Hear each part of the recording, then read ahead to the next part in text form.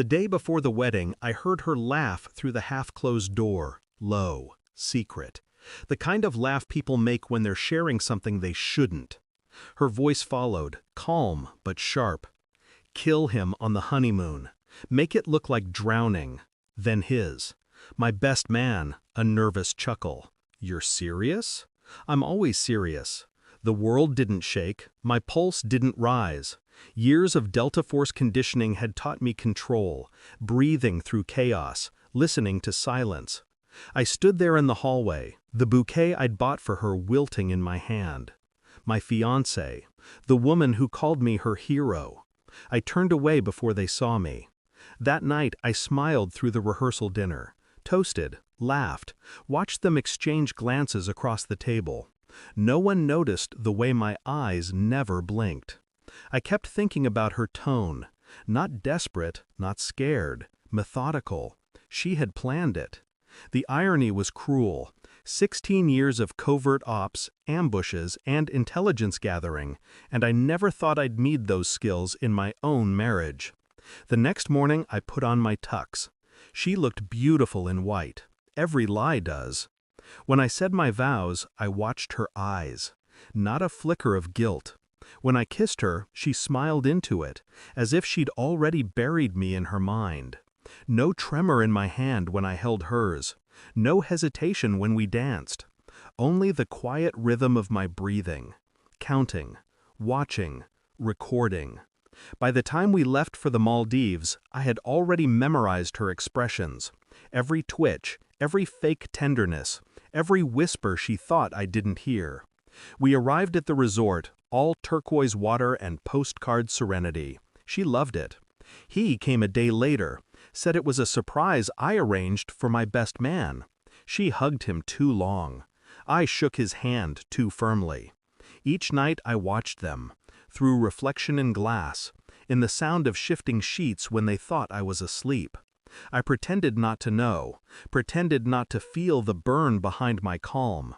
Instead, I planned. A simple suggestion, night diving. She hesitated, just long enough to confirm everything. "Are you sure it's safe?" she asked. "It's the ocean," I said. "Nothing's safe. That's what makes it beautiful."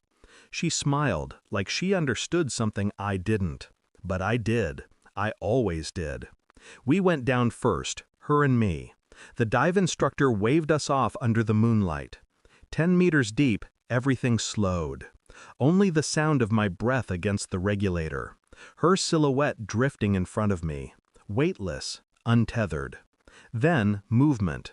A shadow approaching. Him. He shouldn't have been there yet. A flash of steel cut through the water. I felt it graze my shoulder. The blade. Quick, clean, predictable. He was good, but I was trained to be better. I let my body go limp. Let blood bloom through the water. I let him believe it worked. He looked at her. She looked back.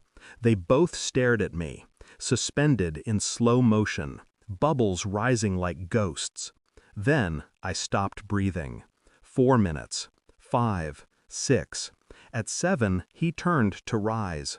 She followed. The knife slipped from his hand, drifting toward the coral below. That's when I opened my eyes. They surfaced, gasping under the stars. She laughed, relieved. "It's done." I surfaced behind them, quiet, controlled. Her scream cut through the surf when she saw me standing waist-deep in the black water. "You!" she stammered. I climbed onto the shore, water pouring from my wetsuit, blood mixing with salt. I walked past them, calm, silent. "Call the police," she said. I didn't look back. Instead, I placed a small waterproof camera on the sand. The red light blinked. "Everything's recorded," I said. My voice didn't shake. "Both of you. Every word." She went still. His mouth opened, but no sound came out. I left the footage with the resort manager the next morning. Labeled it insurance. Then I took the first flight home. Alone. People assume heartbreak is loud. It isn't. It's a quiet ache that never changes pace. I deleted her number, sold the ring, burned the tux. Her lawyer called weeks later, said she wanted to explain. I let him talk until his voice faded into static. There was nothing to explain. I'd loved her once, before the mission changed, before she became another operation to complete.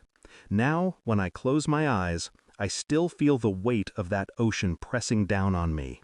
The silence, the control, the moment I stopped needing air. 7 minutes. That's how long it took to drown everything I ever felt for her, and surface as someone she could never touch again. I didn't kill them that night.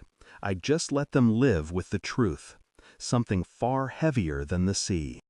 Thanks for watching. Don't forget to like, share, and comment. Subscribe now to Cheating Stories Insight World for more amazing stories.